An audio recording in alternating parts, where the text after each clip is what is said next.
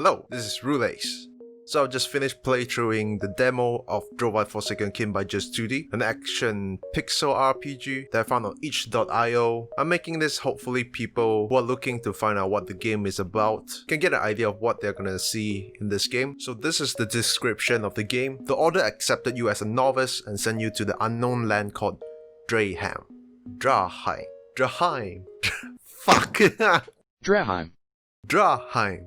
There, the conflict between the Order and the local faction is about to escalate. Alban, high-ranking scout of the Order, awaits you in the tavern to the Headless Ripper with an important report of the area. Get the report and get out.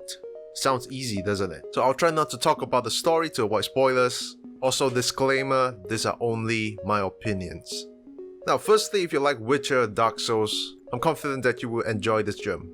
You can clearly see the developers like those games. Some of the things I see inspired from Witcher, particularly from the first game, weapon attacks where you have the time to continue a combo or risk being open to attacks. So you just can't spam the attack button like a maniac, like you do in those Musou games. Nothing against those type of games, I like it too. I would say Drova know what they're aiming for. Also something I would say derived from Witcher's toxicity system. An eater system where a bar fills up every time you consume an item, be it a potion or food, or maybe just being in some areas and some attacks may fill that bar up. And when the bar reaches max, you take massive damage. And from what I get from the demo, Eater will play a big part in the lore and the story. And some inspirations from Dark Souls, like the lack of a quest marker. It forces you to explore to get to where you need to go, and the game rewards you for exploring, like a skill or weapon from a dead adventurer or from an abandoned room where you can get it for free instead of spending money to buy it from a merchant. And the weapons kind of resembles the Dark Souls system, where the weapon scales with your stats. Some skills better with strength, some skills better with mind, some skills better with skill. And the swing speed of the weapon also differs with weapons.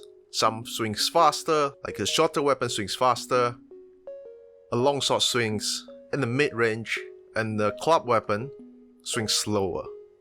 And to heal yourself with potion, there's an animation which forces you to stand there to consume a potion, so you just can't go apeshit on the potion chugging in battle like in Skyrim. And the most iconic Souls-like feature, the inventory screen does not pause the game. But you can still pause in the save menu though, so. Plus the leveling system that kind of feels like it was taken from both franchises where you need to rest to increase your stats. Now let's talk about some of the things that I enjoy from the game's demo. First, the NPCs.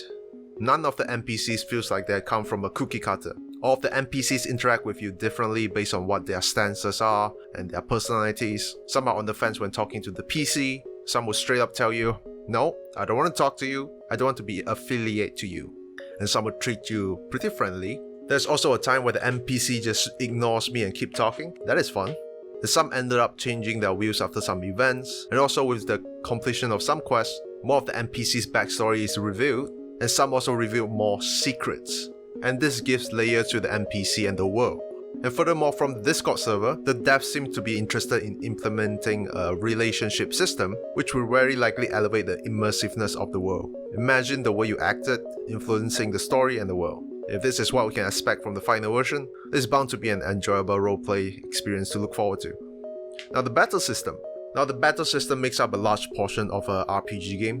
There are so many RPGs where the battle, especially random encounters, which turns me off completely and never completed the game. Now I'm looking at you, JRPG. And these are the things that I like from Drova's battle system. So other than the features I talked about above, there's a perfect block when you can time your block with the attacks of the enemy to reduce damage taken even more than just blocking, and temporarily stuns the enemy.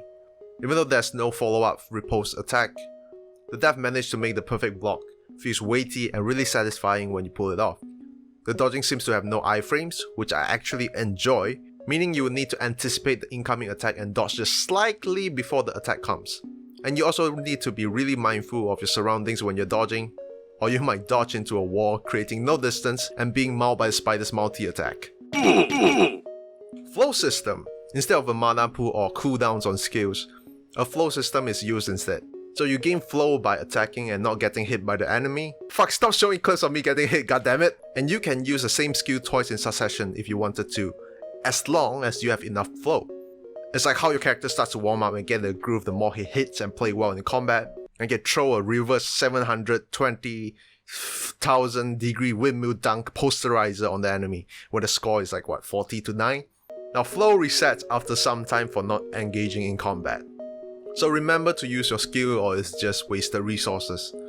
This flow gain is affected by the type of weapon you use, where a faster weapon with lower damage seemingly gains more flow per hit than the slower heavy hitting weapons, which I found interesting. You'd think the heavier hitting one would have more flow gain per hit to compensate for the lesser attack per second. Maybe there would be different weapon variations in the later versions, so we'll see.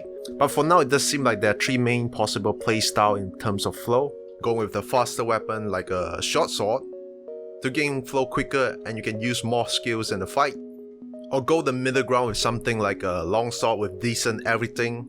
Or finally going with the slower but heavier hitting club weapons, focusing on normal and charge hits for DPS, with occasional skills to complement it. But there is 2 weapon sets that you can quickly swap around in combat, so maybe you could even go in with a quicker weapon and swap after you have enough flow to dish out some massive damage. And lastly, at the last boss battle, there's a certain weakness you need to attack to deal damage to it. There's an option given in-game to help you get to that weakness, but it's just an option. You can totally just utilize your skills or movement to just get to the weakness yourself, which makes the boss fight stood out from the other encounters. And if all the future boss has mechanics like that doesn't go full niche like Bed of Chaos, taking away the fighting part, it should mean fun boss fights to come. I do have some small complaints, just a few, that I'm sure is going to be smoothened out at the final release. Small things like spelling errors, and at one point where I received a confusing response to my response to NPC's dialogue, but I believe it's just lost in translation. I think the dev made the game in Deutsch, and translate it to English. Just speculations, I'm not quite sure about that. Now one of my complaints is seemingly normal or even charge attacks don't stagger or interrupt the PC or enemy's action. Only skills could. When I get better armor, some of the battles I could just stand there, tank, and just change my normal attacks to dispatch the enemies. I think this might become a slugfest as you get better armor. And I think by giving the charge attack some stagger might sort this out. The second one, this is more of a quality of life thing. To rearrange the shortcut bar, you can't just swap like number 3 and number 5. You need to drag the items or skills from the inventory individually again. So slotting in skills between 2 already filled shortcuts becomes a hassle as the bar gets filled up. I think if it's possible to swap just through the shortcut bar, the gameplay would be smoother. Now the demo ends with a teaser of a bigger event to come in the world of Drova, and it definitely makes me excited for what the dev have in mind for the main story. With all that said, you really have to try the game for yourself. You can get the demo for free in the link down below, and the whole demo is only like 3 to 4 hours, and that's with my slow pace, so realistically like 3 hours plus minus. I'll say it's really worth it to check it out. If you just wanted to see how the game plays, then I have a playthrough of the demo you can check out, or you can just go to the official trailer where I'll link down below. There's also a Discord server you can join where you can talk to the developers. So hopefully that will give you an idea of what I think about Drova, and I'll catch you guys next time. See ya.